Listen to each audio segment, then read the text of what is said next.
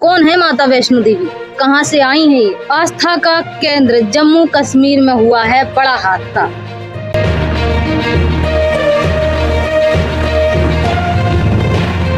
बाढ़ की चपेट में आए कई परिवार, कई श्रद्धालुओं ने गंवाई अपनी जान। माता वैष्णो देवी क्यों नहीं कर पाई अपने प्यारे श्रद्धालुओं की रक्षा? बाढ़ के पानी में श्रद्धालु बहते गए, अपनी जान से हाथ धोते गए और माता के जयकारे लगाते रहे। क्यों नहीं रक्षा की माता वैष्णो देवी ने? तो भाइयों, आज की वीडियो में यही जानेंगे प्रमाणों के साथ, तो बने रहना वीडियो में अंत। बोलो सतगुरुदेव की जय, बंदी छोड़ कबीर साहिब की जय हो। सत साहिब सभी भाइयों और बहनों को। तो भाइयों, बहुत बड़ी एक घटना हुई है माता वैष्णो देवी में।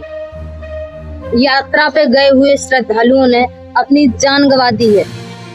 मंगलवार को तेज बारिश के चलते बाढ़ का पानी इस तरीके से बढ़ा कि कई सारे श्रद्धालुओं को अपनी जान देनी पड़ी है। बहुत सारे श्रद्धालु घायल भी हैं। माता वैष्णो देवी ने क्यों रक्षा नहीं की? क्यों नहीं रक्षा कर पाई माता वैष्णो देवी? भाइयों, समाज के अंदर ऐसे कई सारे परिवार आपको देखने को मिल जाएंगे, कई सारे ऐसे माताएं बहनें, ऐसे भक्तगण आपको देखने को मिल जाएंगे जो जिनका मानना है कि माता वैष्णो देवी में जाने से, उनके दर्शन करने से उनकी मनोकामनाएं पूरी होंगी, उनके परिवार की रक्षा होगी और उनकी मन्नतें पूरी होंगी। लेकिन क्या आपने कभी सोचा है कि माता वैष्णो देवी में जाने के बाद भी वो मन्नतें पूरी नहीं होती और गंवानी पड़ जाती हैं श्रद्धालुओं को अपनी जान? भाइयों, ये पहली बार नहीं हुआ है। कई बार ऐसी घटनाएं सामने आती रहती हैं कि माता वैष्णो देवी के दर्शन को जा रहे भक्तगण श्रद्धालुओं से भरी बस खाई में गिर जाती है और श्रद्धालु बहुत ही दर्दनाक तरीके से मृत्यु को प्राप्त होते हैं, लेकिन माता वैष्णो देवी रक्षा नहीं कर पाती है। वैसा ही कुछ मामला आज सामने आया है। जम्मू कश्मीर के अंदर पानी का बहाव इतना तेज हुआ, बारिश इतनी तेज हुई कि माता वैष्णो देवी की यात्रा करने वाले श्रद्धालु पानी में बहते चले गए। जय माता दी और माता से रक्षा की गुहार लगाते रहे, लेकिन रक्षा नहीं हुई। आखिर कारण क्या है जो माता वैष्णो देवी रक्षा नहीं कर पा रही है भक्तों की? जानेंगे आगे, लेकिन पहले ये जान लीजिए कि ये माता वैष्णो देवी आखिर है कौन? कौन है माता वैष्णो देवी? क्यों बना कटरा के अंदर वैष्णो देवी का मंदिर? तो भाइयों, पुराणों के अंदर कथा आती है, प्रमाण आता है कि बाबा भोलेनाथ, जिनकी धर्म पत्नी थी माता सती, और माता सती एक बार अपने पिता दक्ष के यहाँ यज्ञ में गई हुई थी और अपने पति को यज्ञ में ना बुलाया हुआ देखकर माता सती अपने पिता दक्ष से क्रोधित हुई थी और क्रोध के कारण उन्होंने अपनी जान दे दी थी हवन कुंड में कूदकर।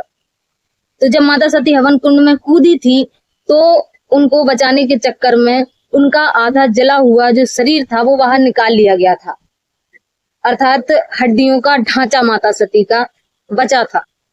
तो बाबा भोलेनाथ को जैसे पता चला कि माता सती की मृत्यु हो गई है हवन कुंड में कूदने के बाद, तो बाबा भोलेनाथ एकदम पागल हो गए और माता सती के उस कंकाल को, उस हड्डी के ढांचे को लेकर 10,000 वर्षों तक ब्रह्मांड में घूमते रहे। इतना प्रेम करते थे बाबा भोलेनाथ माता सती से, तो उनके कंकाल को अपने सीने से लगाकर घूमते रहे। तो जो बाबा भोलेनाथ का जो कार्य है, जैसा कि इन तीनों देवताओं का कार्य है, ब्रह्मा जी का सृष्टि उत्पन्न करने का और विष्णु जी का पालन करने का, और बाबा भोलेनाथ अर्थात तमोगुण शिव का कार्य है संहार का, तो वो कार्य रुक गया। तो सारे देवी देवता विष्णु के पास पहुंचे और विष्णु जी से प्रार्थना करने लगे कि हे विष्णु भगवान, सृष्टि का कार्य रुका पड़ा है, संहार का कार्य रुका पड़ा है। बाबा भोलेनाथ अपनी पत्नी सती के कंगाल को सीने से लगाकर घूम रहे हैं, एकदम पागल से हो गए हैं।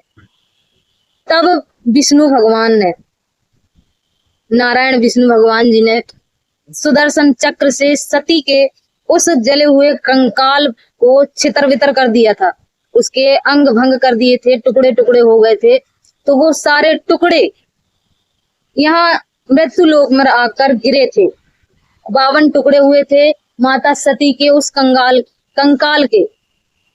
तो जहां जहां वो कंकाल गिरे थे माता सती के, वो हड्डियां गिरी थी, अस्थियां गिरी थी, उस जगह पर यादगार के लिए शक्तिपीठ बनाए गए थे, जिनको आज हम शक्तिपीठ के नाम से भी जानते हैं। उन्हीं में से एक है माता वैष्णो देवी का कटरा वाला मंदिर, जहाँ पर माता वैष्णो देवी का धड़ गिरा हुआ था। तो भाइयों, ये यादगार बनाए गए थे, 52 शक्तिपीठ यादगार बनाई गई थी कि आने वाले समय में कहीं ऐसा ना हो कि जो आने वाली जो पीढ़ी है वो पीढ़ी ये ना समझ ले कि नहीं ये हुआ नहीं होगा, बस किताबों में कहानी टाइप का लिखा है। इसलिए ये शक्तिपीठ बनाए गए थे कि आने वाली जो पीढ़ी है वो इस किताब को, इन पुराणों को पढ़े और यहाँ पर आकर देखे तो इन जो कथाएं हैं इनको सत्य लगे और सत्य समझे। इसलिए ये शक्तिपीठ बनाए गए थे, ना कि वहां जाकर खोपड़ी फोड़ो या वहां जाकर कोई मन्नत। शक्तिपीठ यादगार के लिए बनाए गए थे, ना कि वहां पूजा पाठ करने के लिए। लेकिन आज ये गलत परंपरा और गलत पूजा पाठ चालू हो गया है। लोग यहाँ पर जाते हैं, मनमुखी तरीके से जाते हैं। शास्त्रों में इसका कोई वर्णन नहीं कि वहां आपको जाकर आपको वहां यात्रा करनी है, आपको जय माता दी के नारे लगाने हैं या फिर वहां पर जाके आपको दर्शन करने हैं, उससे कोई फायदा होगा। तो भाइयों, ये मनमाना आचरण है और मनमाने आचरण से कोई फायदा नहीं होता। इसीलिए इस तरीके की घटनाएं होती हैं और माता रानी जो वैष्णो देवी माता है वो रक्षा नहीं कर पाते। भाइयों, हम लोग प्रमाण के साथ जानेंगे कि माता जी ने आखिर किसकी भक्ति करने के लिए कहा है। भाइयों, माता सती 8 भुजा वाली देवी दुर्गा का ही एक श्रीमद् देवी भागवत के अंदर देवी जी स्वयं कह रही हैं कि ओम को लक्ष्य बनाओ, बाकी सब बातों को त्याग दो। माता रानी ने, देवी दुर्गा ने अपनी भक्ति करने के लिए भी नहीं कहा है, वहां पर उन्होंने कहा है कि ओम को लक्ष्य बनाओ। ओम को लक्ष्य बनाने के लिए कहा है, बाकी सब पूजाओं को छोड़ दो। तो जब आप देवी की बात नहीं मानेंगे, स्वयं देवी की बात नहीं मानेंगे और मनमाने आचरण करेंगे तो इस तरीके की आपदाएं तो आएंगी ही आएंगी। और हमारी पवित्र श्रीमद् भागवत गीता कहती है ओम तत्सत इति निर्देशे, कि ओम तत्सत इति निर्देशे। इति बस यही मंत्र है पवित्र सनातन धर्म में जाप करने के जो कोड है। और उनको बताया है कि इन मंत्रों को तत्वदर्शी संत देगा। श्रीमद् भागवत गीता में कोड में ये मंत्र बताए हैं और विस्तार से इन मंत्रों को तत्वदर्शी संत प्रदान करेगा।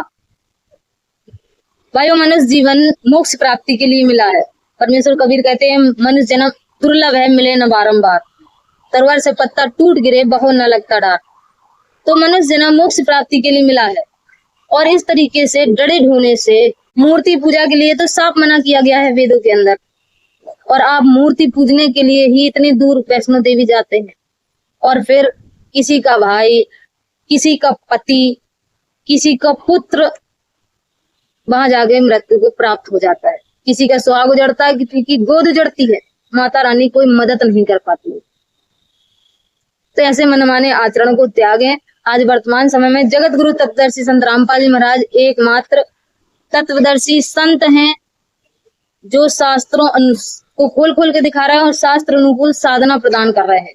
तो आज ही आइए और जगत गुरु तत्वदर्शी संत रामपाल जी महाराज से नाम दीक्षा लीजिए और ये मनमाने आचरण त्याग दीजिए, अपना और अपने परिवार का मोक्ष करवाइए। मिलेंगे नेक्स्ट वीडियो में, तब तक के लिए सत साहिब।